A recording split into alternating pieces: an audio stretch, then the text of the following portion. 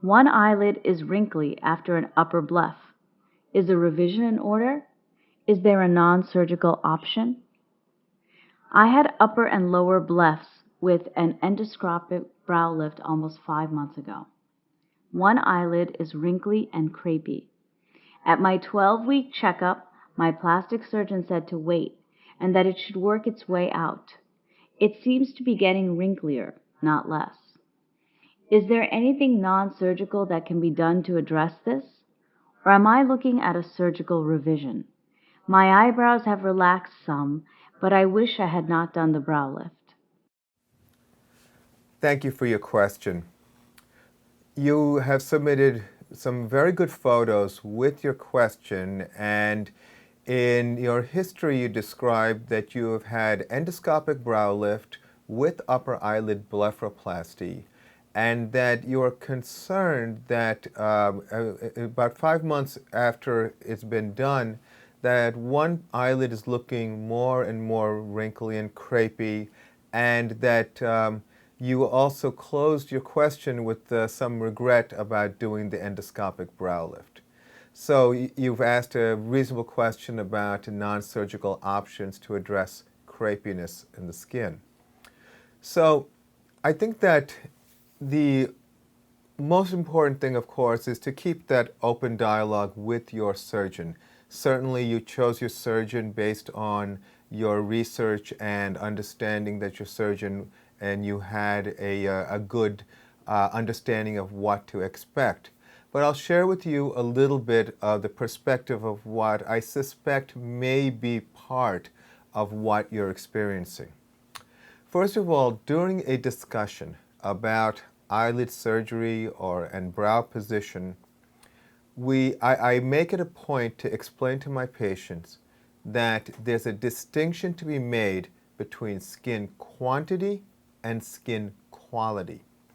I've always tried to communicate that very often it is a perception that wrinkled skin equals excess skin, and that is rarely the case. There may be some redundancy where there's both wrinkled skin and excess skin, but wrinkled skin is more about skin quality.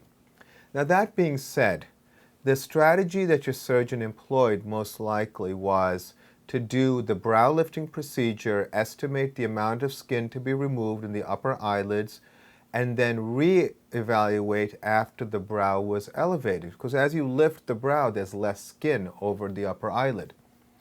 Now, as with many brow lifting procedures, especially endoscopic procedures, there's going to be some regression. Initially, the brows look very high, and very often it's necessary to actually overcorrect with that understanding that there's some regression. Again, depends on a case-by-case basis.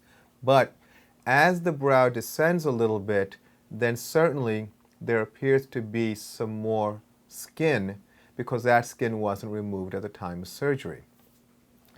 In general, it is suggested, I think, by most cosmetic surgeons to allow 6 months to a year to transpire so that the brow position is stable, and then you can see how much redundant skin or dermatochalasis there is, that excess skin.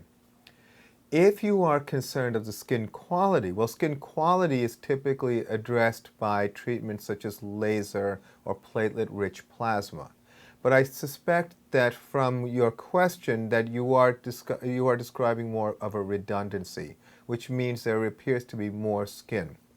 As far as non-surgical approaches, you may get suggestions about heating devices or lasers, and I would stay away from the heating devices because in my experience, and many people in the New York City and Long Island area have been seduced by the very aggressive promotion of various heating devices, whether it's ultrasound based or whether it's radio frequency based. There's a limit for how much you can lift a brow or even tighten skin. And what we are seeing is that a lot of times the attempt to tighten or lift results in excess heat, resulting in actually the skin getting thinner. So that's why in our practice we focus a lot on regenerative treatment such as platelet-rich plasma, as well as limited use of things such as fractional CO2 laser, or in darker skin patients the use of something like Pelave, a radiofrequency device. But I think when you should allow the brows to settle and see how much skin there is in the upper eyelid. If you're talking about redundancy, then an enhancement may be necessary to get you closer to the ideal that you want to achieve. I can't stress enough, keep the communication with your original surgeon. Your surgeon knows your face and your eyes and was there, and I'm sure you feel confident in your doctor's ability to do the work that was done, and have this discussion about quantity versus quality. Sometimes something simple as retinol or retin-A can be, or there's something in the retinoid family, can help improve the crepey quality of the skin without having an invasive procedure. So have these discussions with your doctor. I hope that was helpful. I wish you the best of luck, and thank you for your question.